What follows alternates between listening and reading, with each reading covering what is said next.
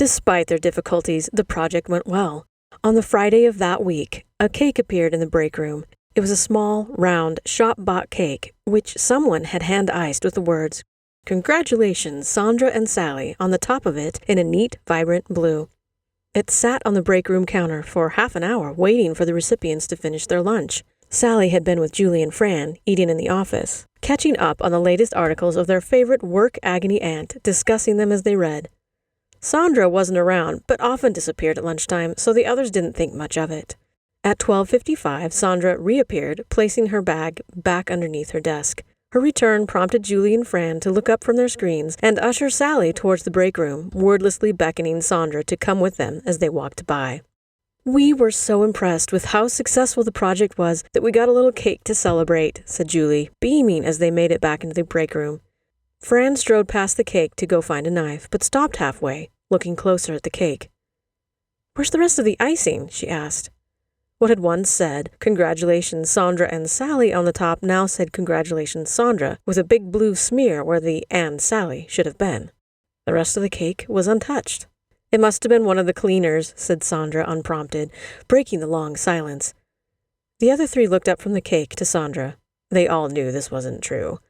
Fran snapped out of her stupor, folded her arms, and glared at Sandra. "Why would they do that?" Sandra immediately launched into a tirade about the cleaners. It was long and nonsensical, deviating into tangents off from the topic at hand, and not really addressing anything at all. And well, you know Leanne, always nosying into other— "Enough!" She was cut off before she could reach the end of her sentence by Sally, who had been listening, her face the embodiment of thunder. Her voice was raised enough to cut through Sandra's jabbering, but then it became a quieter, more precise way of speaking. In many ways, it was more of a shock than if she were to yell. The contrast kept the focus on her as she turned to look Sandra in the eyes.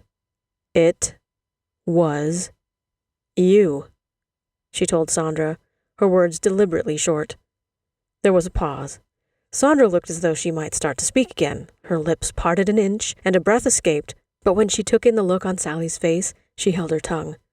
Sally continued, "It was you. We all know it. This building is almost empty. This floor only has us on it. Everyone knows that the cleaners come in later in the day. Why would they wipe some icing off a cake and leave? You wanted that project to yourself. I could see that right from the start, and you hated to share it. So this, the icing off the cake," she smirked a little then, not being able to help herself with that pun, "is that instead of being able to take joint credit with me and enjoying something nice together, you've soured the whole experience."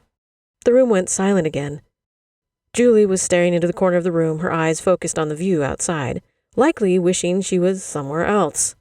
Fran was watching Sally, a confusing look of pride and shock on her face. Her mouth was turned up slightly, but her eyes were wide. It almost appeared to be uncomfortable. Sandra was expressionless.